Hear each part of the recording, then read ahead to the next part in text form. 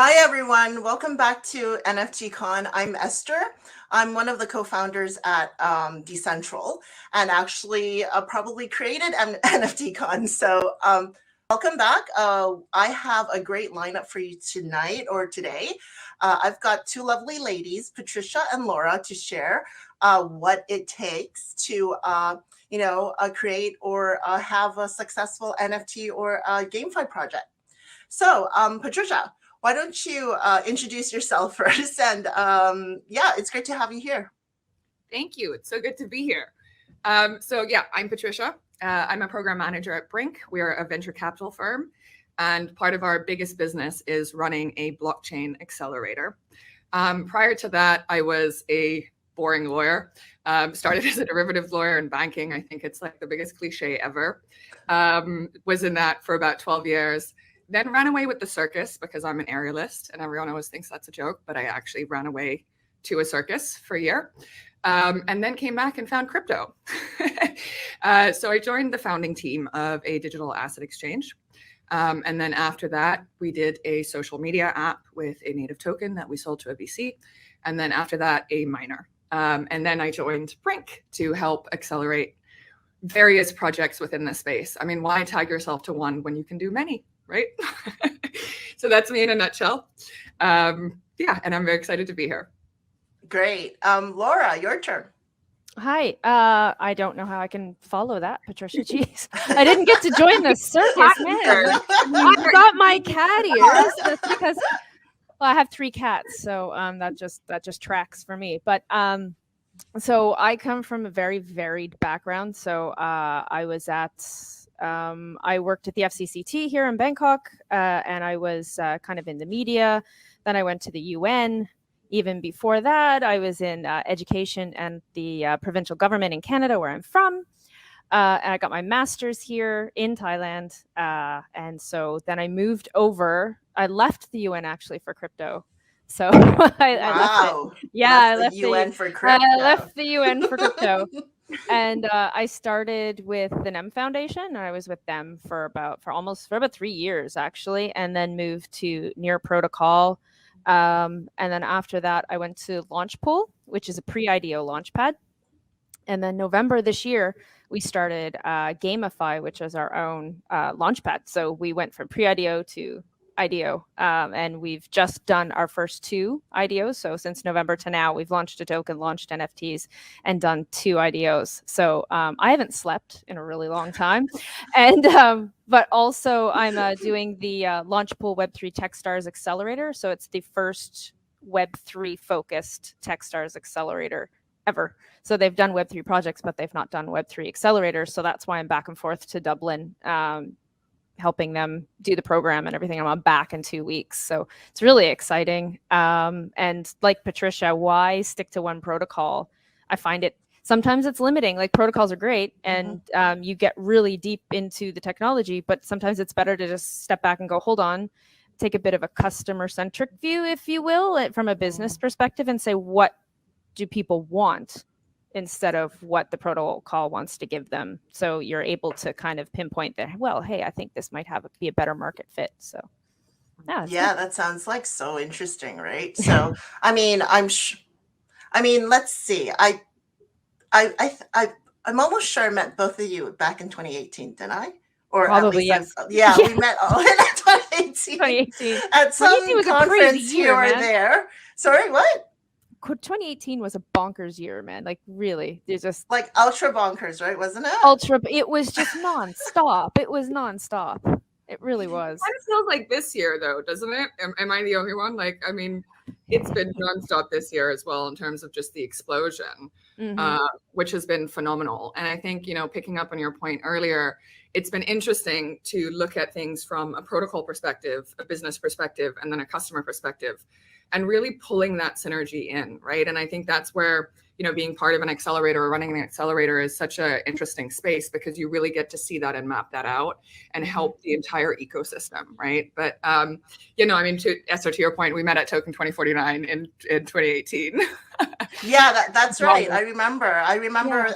That conference in Hong Kong, because that was probably one of the biggest ones in Asia at that time.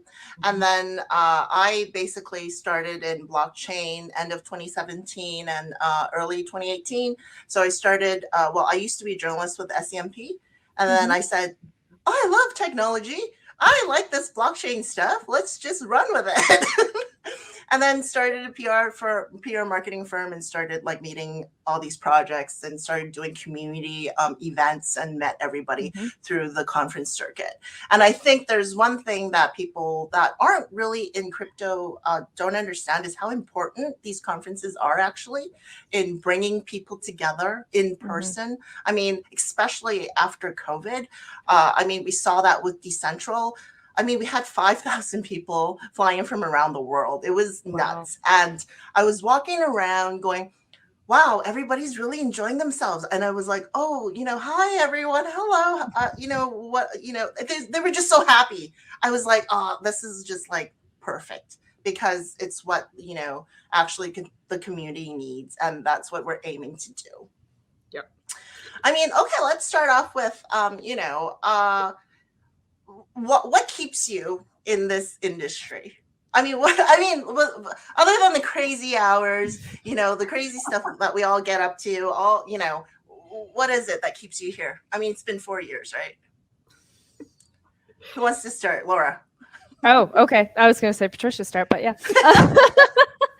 No, and to be perfectly honest, there are a couple of times where I'm like, you know what? No, I'm out. I'm done. I'm too tired. I'm too burnt out. I'm too, there's too many people that have just not done what you want them to do, and you get disappointed in the space sometimes. But it's just so like nowhere else can you get the amount of variety and just the length and breadth of projects and founders and technology and just cool, pardon my French, but cool shit that goes on. And it's like I can't get that if I'm just marketing for a traditional tech company, or if I'm the CEO of, let's say, some app, some omni-channel app. I can't get that. I won't meet these super cool people with these absolutely mind-blowing ideas that while in the mainstream right now they may poo-poo it. They may say, yeah, you guys are all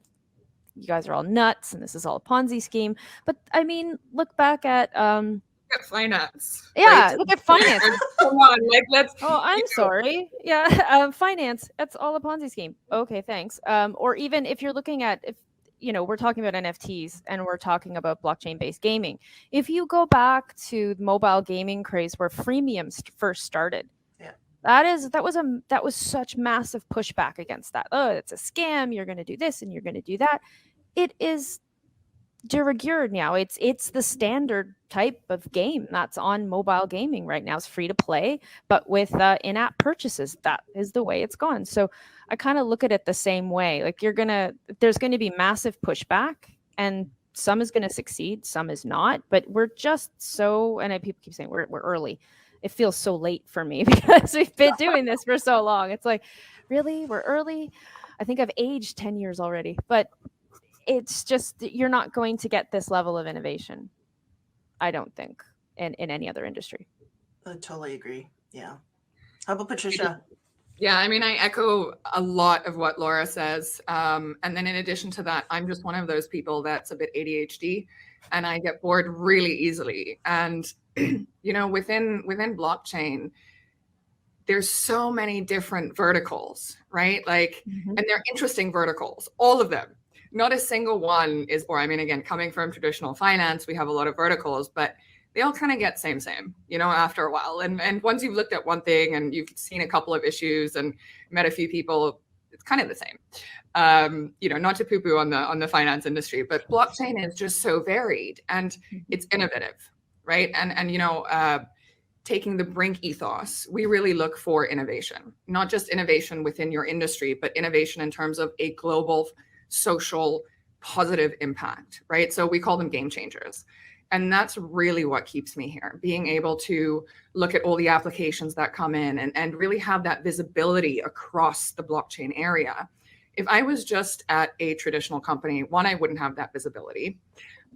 Two, I think that, part of humanity is we don't like change, right? So I think if I was still in a traditional industry, I'd still have this propaganda, so to speak, about how bad crypto is and how, because people fear that change on a personal level and on a business level, right? Because if you start eating my pie, where are we going to go? And we don't understand blockchain, so we don't want that. It's to Laura's point about the freemium models of mobile games. Same thing, right? It was eating into their revenue. So, to me, like I said, personality-wise, just getting bored really easily, and kind of needing that hit of dopamine and adrenaline rush. So I'm kind of the same as Laura.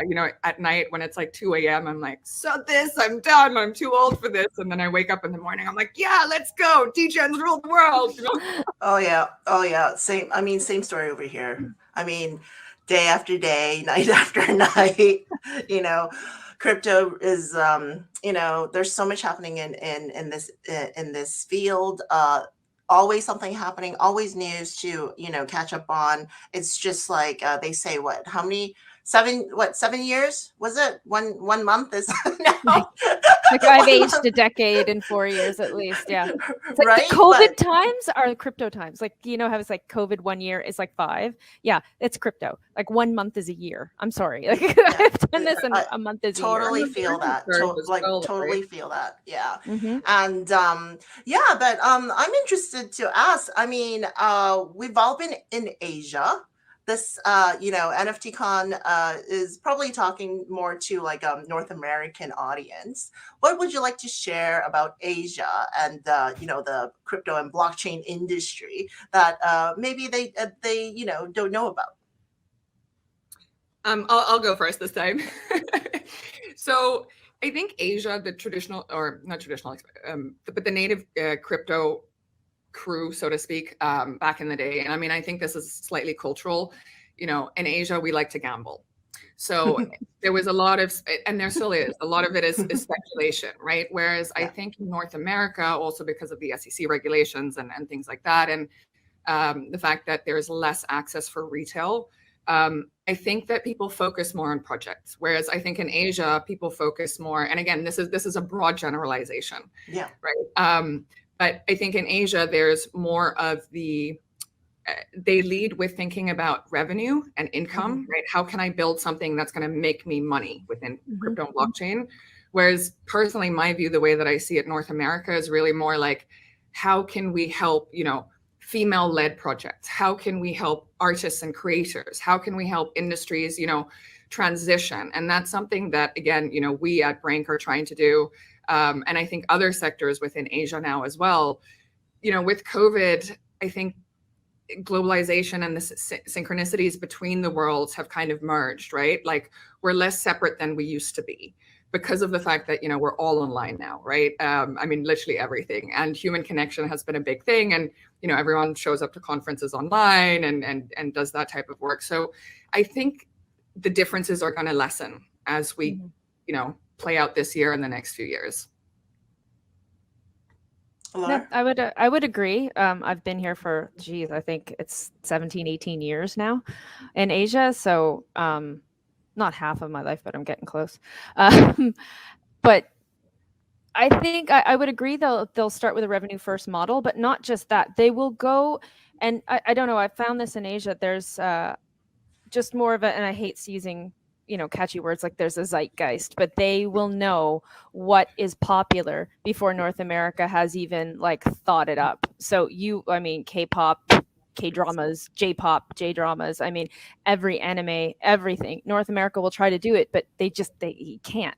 And not only that, you don't have the fan base, like there's the population as well, the population density over here, the willingness to just go for memes, go for something cute, and the cute factor, you're not gonna get, like, you're just not going to, because in North America they're gonna go, that's for children, ew. And over here they're like, hello, let me wear my ears, let me hang out with whatever and wear my anime stuff, and nobody cares. Like, there's not a stigma as much as there is in North America, and you can go into into cultural things where it's patriarchal in some ways but very free in others.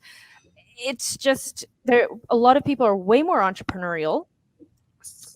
Way more entrepreneurial spirit over here is everyone has a side hustle. If you do not have a side hustle, you are lazy. Yep. Where's your business? Girl, where is your business? And what are you doing? And you're only doing one job. Huh. That's interesting. And then it's just more like, shame. You should be doing at least 2 or 3 things.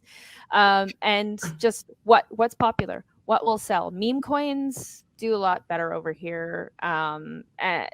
It's just the way it is. I find in North America it's more technology based, and what's the, where's the nuts and bolts and the nitty gritty. Over here it's not that they don't have that, but it's just, again, I'm gonna sell it first. I will sell it first, and then let's see how it goes. But they're very focused on what will the audience buy.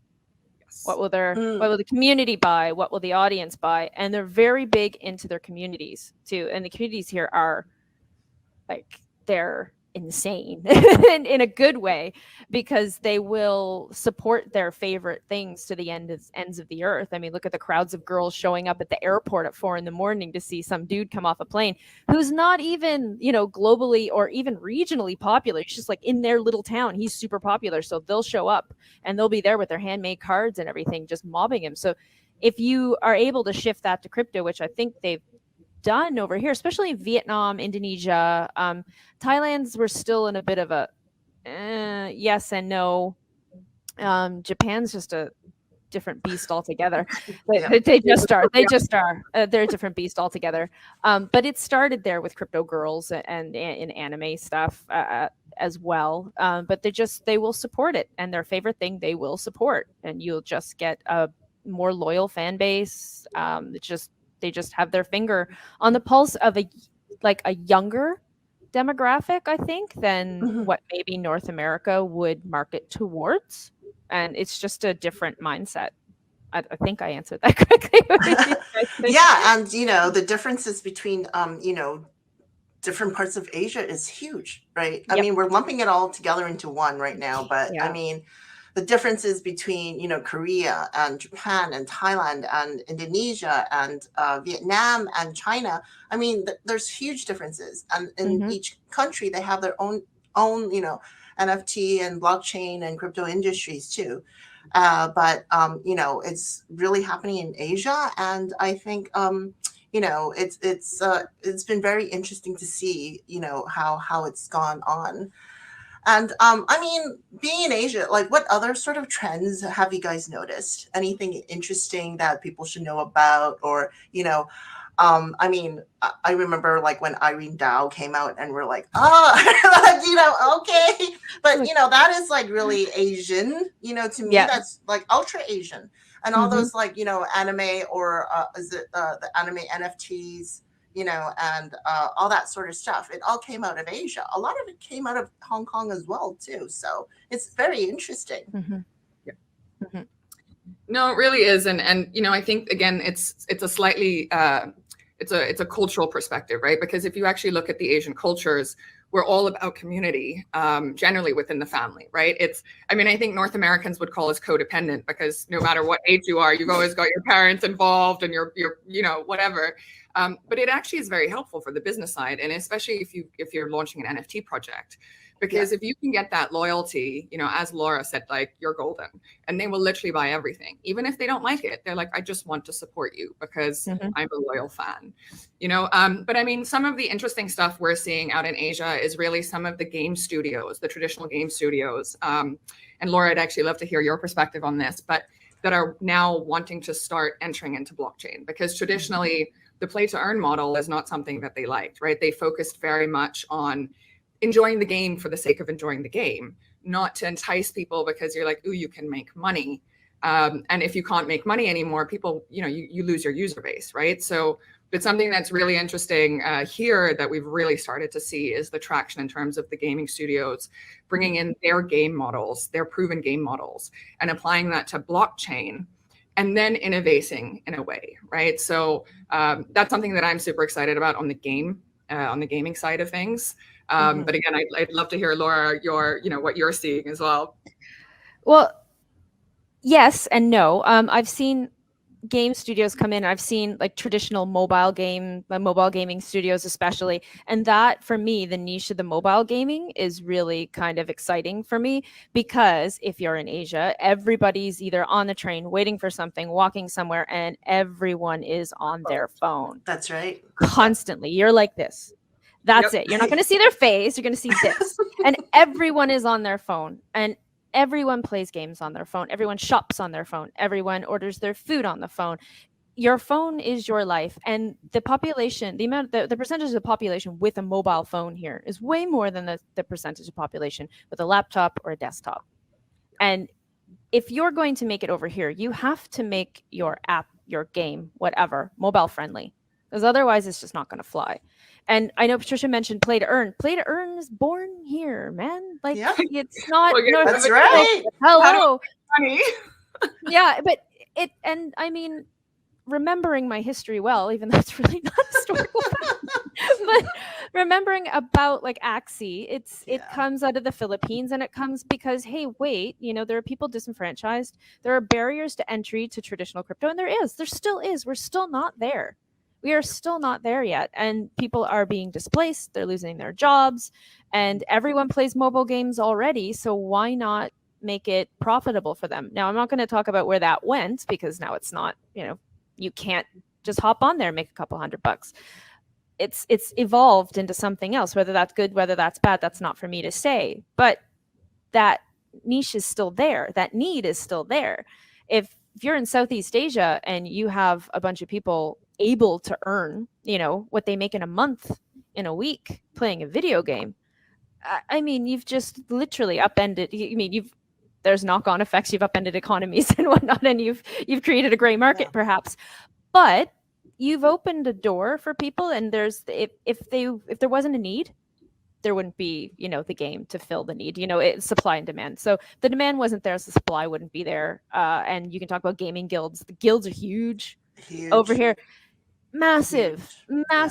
And there's still some, I have no idea what they're doing. Like, hey, we launched a guild and we raised $63 million. I'm like, okay, well, what do you do? And there's so Laura, I get that, but we're a guild. And I'm like, but what do you do? But we're a guild. I'm like, okay. Yeah. So it's half a dozen one, six of the other, but there's so many opportunities over here. Guilds were born here, play to earn was born here. You might as well say every anime waifu and anime NFT was born here. And no effect, like it we could go into a bit of a downward spiral with this, but Irene Dao, it's just very like your Instagram girl, your cute girls, and in Thailand we call them pretties, and they're hired to be pretty, and it's part of the culture. You can't get I can't get bent out of shape about it and go, oh, the patriarchy, because it's just, it is what it is. And that is what sells over here. And that is what plays over here. And you can't come in, I think, with a North American mindset and say, well, look at our, we have this and this and this, and it should work. It won't.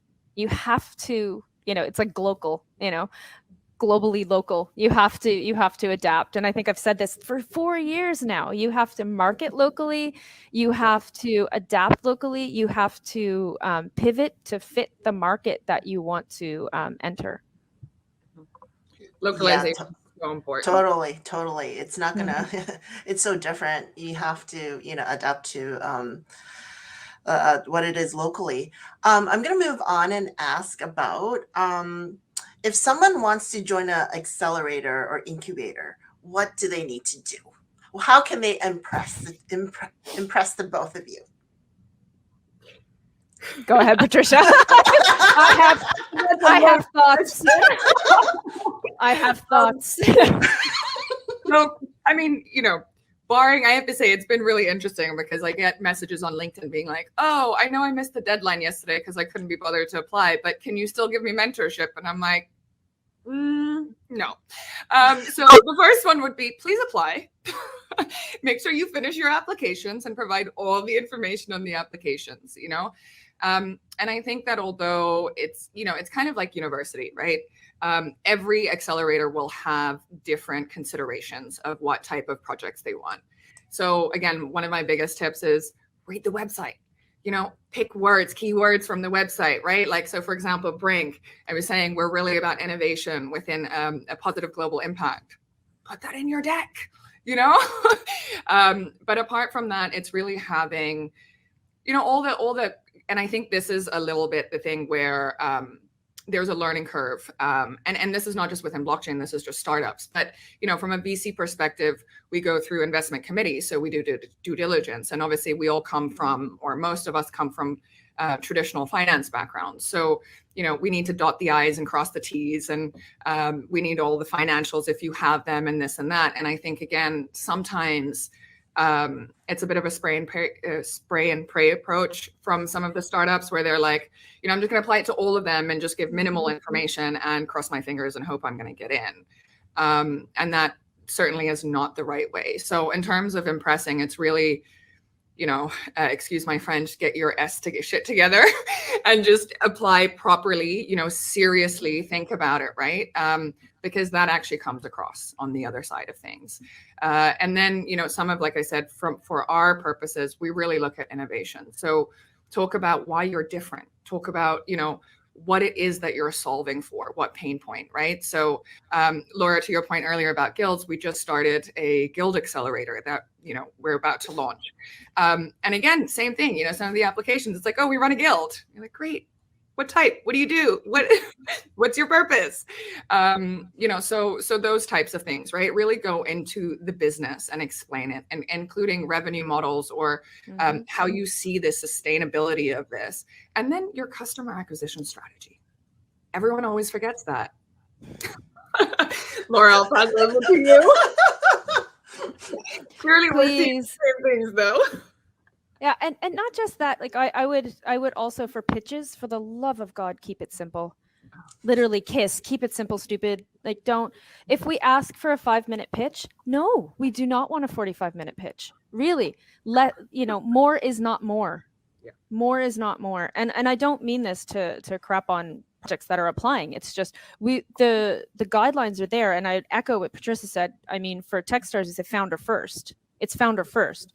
So your founder should be applying, and your founder should tell us about themselves. Also tell us about your project. Also tell us why blockchain, and don't just please have a whole business model and then here's Web3. It's like, it doesn't fit. Don't try to fit the round peg in the square hole. It doesn't work. So think through. Also think how you're going to scale. Because if you don't think about how you're going to scale, I mean, everyone's watched Silicon Valley. I've started this with my friends. We're great. And then everyone hates each other. And then, toxic cultures grow. Do you know what I mean, though? Like, it gets really toxic really quickly. And then you have to realize, like, yeah, these same 5 people that we started this with, this is not going to take me to 150 to 500 employees. If we plan to scale, you have to plan that in. How are you going to scale? Not just what's your customer acquisition strategy, what is your retention strategy? Yep.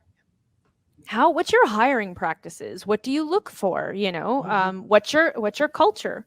What is your corporate culture, company culture? You don't want to say corporate. Oh my God, we can't say corporate. But what's your company culture? We can't say corporate. What's your company culture? And what problem are you solving? And is it actually a problem?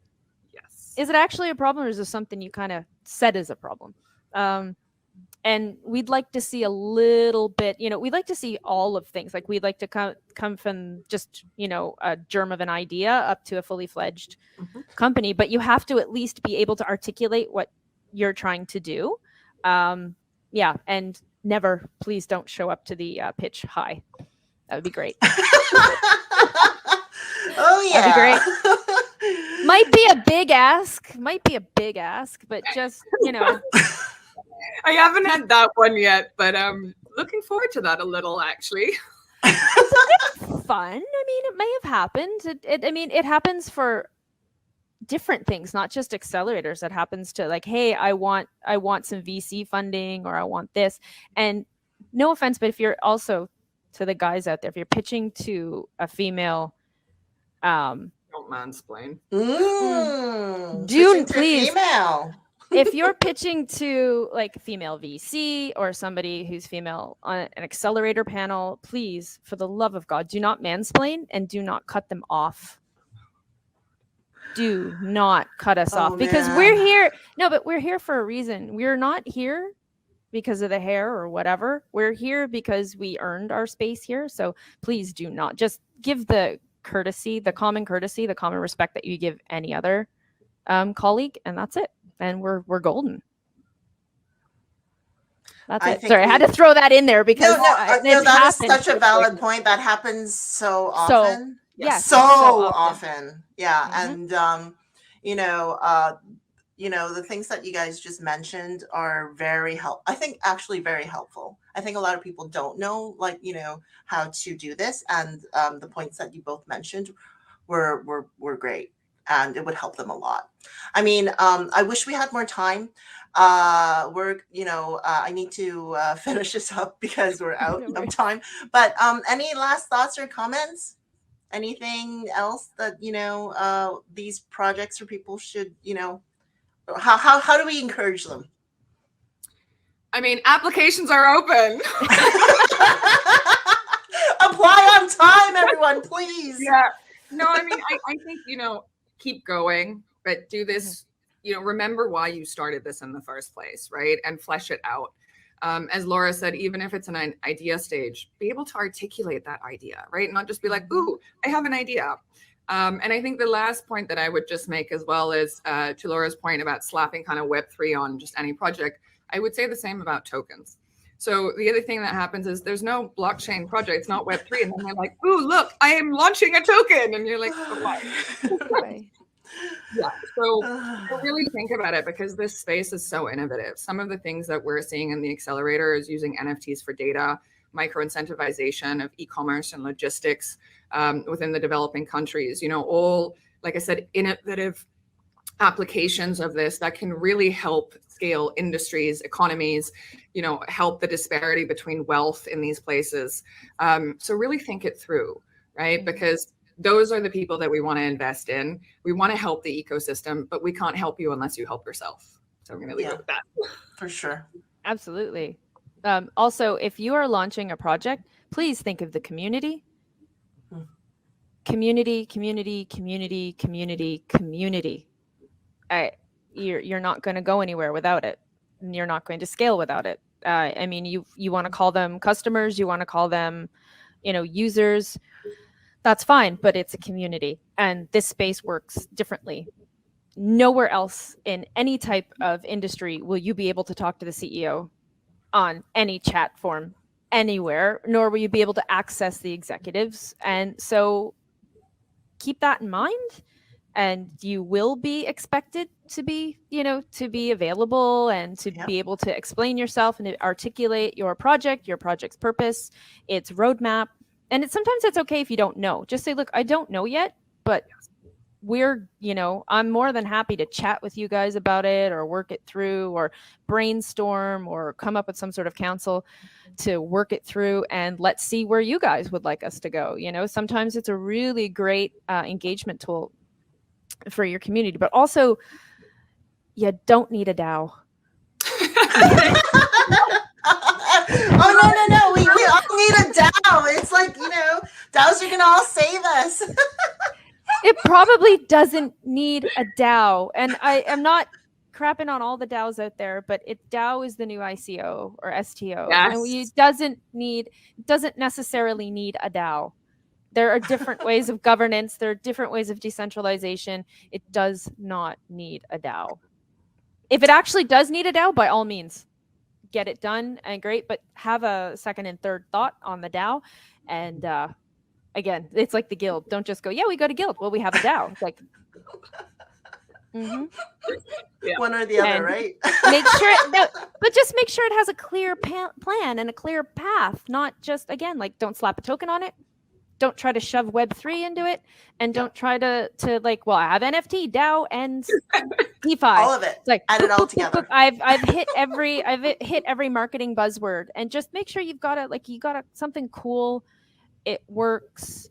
You've got a community that's excited about it, and you have a plan to develop it. It's gravy. You don't have to have a little bells and whistles, and don't slap an NFT on it either. Just like no, the NFT should have utility. Please have utility. That also, it. I mean, it's like a maybe token. we can have another chat, but utility as well is something utility. That, definitionally, people are like, oh, it has utility, and you're like, what? And you're like, oh, you can use it in a game. Also, regulatory analysis with that. Look into that. But yeah, sorry, Laura. No, absolutely. Just make sure that everything's thought out. Like, just think it out. Yeah. Take your time. And I think you guys just golden words of wisdom right here. Anyone who really wants to make it with whatever project that they're doing in this space, I think really today we shared a lot that would help them. And with that, I hope to have you both on again. We had such a good chat today, and thank you so much for coming on. I will see you guys both soon. No, thanks so much. It was super fun. Thanks. See you. Bye. Bye. This dirt is from the planet Titus. Keep in mind though, too much water and it's mud. Not enough and it's dust. This one is too muddy, but if you mix it with garbage, it kind of tastes okay.